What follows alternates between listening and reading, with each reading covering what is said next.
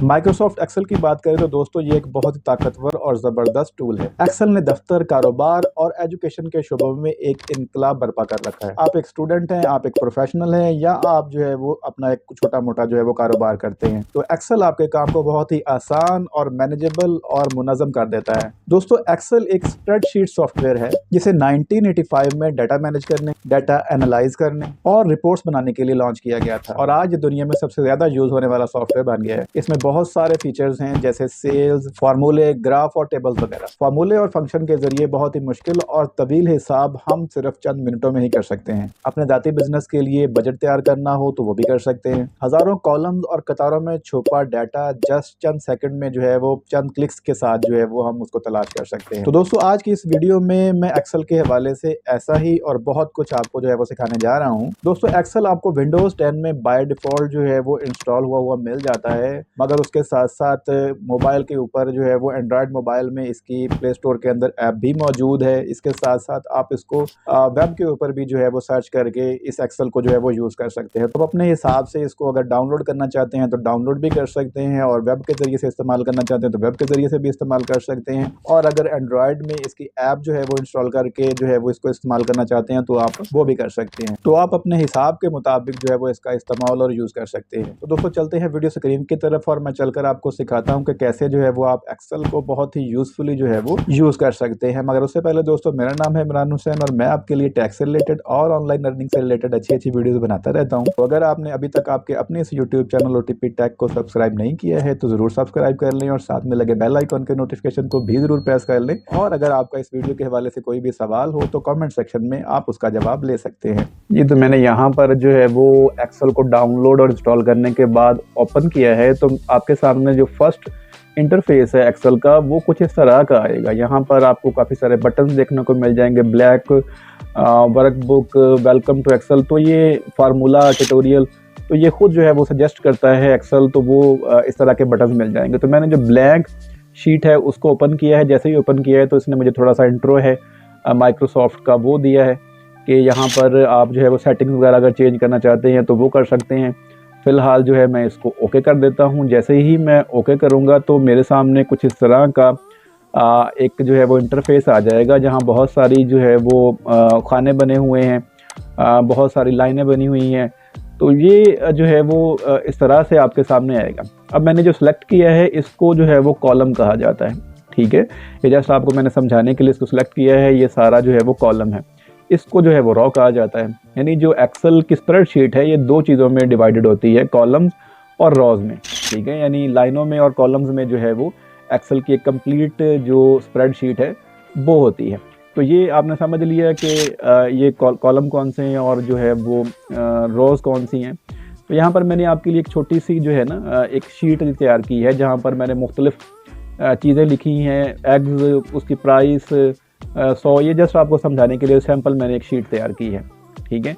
अब मैं ये चाहता हूँ कि ऊपर जो है वो उसके लिखा हुआ हो कि एग्स यानी प्रोडक्ट है और साथ में उसकी प्राइस है दूसरे ऑप्शन में। तो मैंने यहाँ पर जो है वो एक मज़ीद रो जो है वो ऐड कर ली। जस्ट मैंने उसको सेलेक्ट किया और रो जो है वो ऐड कर ली, एक मज़ीद जो रो है वो मैंने ऐड कर ली। अब इसी तरह से मैंने जो ये जो आपने चॉकलेट शुगर लिखा हुआ है ना, तो ये बाहर जा रहा है। तो मैं जस्ट वहाँ पर ए के पास गया, जैसे ही प्लस वाला बटन आया मैंने उसको डबल क्लिक किया तो उसने जो है वो खुद ब खुद उसको ऑटो एडजस्ट कर दिया। अब जो है ये चॉकलेट जो शुगर है वो उसमें कंप्लीट जो है वो पूरा आ गया है, राइट।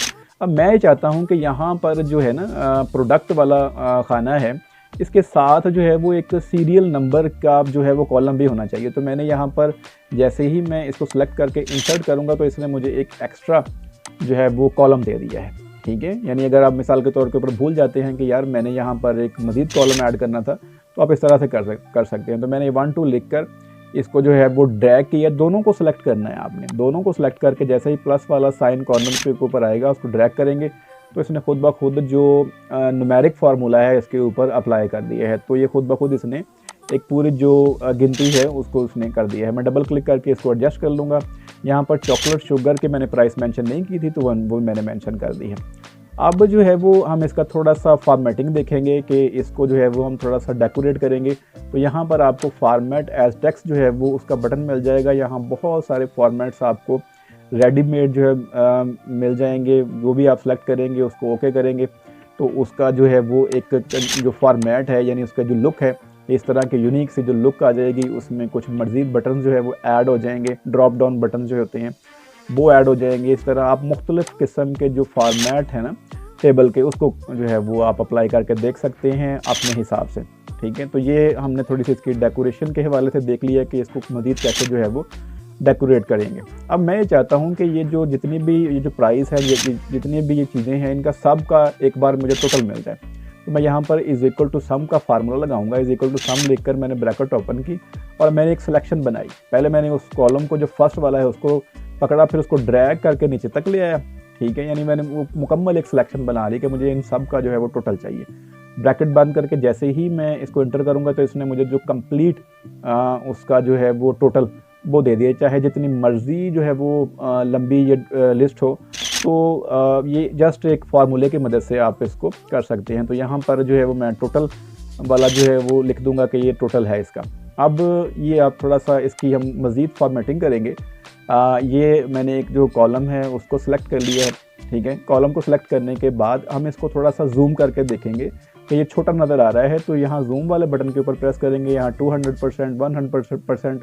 तो ये बाय डिफ़ॉल्ट 100 पे होता है, 200 पे करूँगा तो इसने थोड़े से जो उसका फ़ॉन्ट साइज़ है वो बढ़ा दिया है। इसके अलावा आप इसको नीचे से जो ये जो बटन है इसके साथ भी जूम इन और जूम आउट करके इसको आप देख सकते हैं। अपने ज़रूरत के हिसाब से आप इसको जूम इन करना चाहें, जूम आउट करना चाहें, वो आप अपने हिसाब से इसको कर सकते हैं।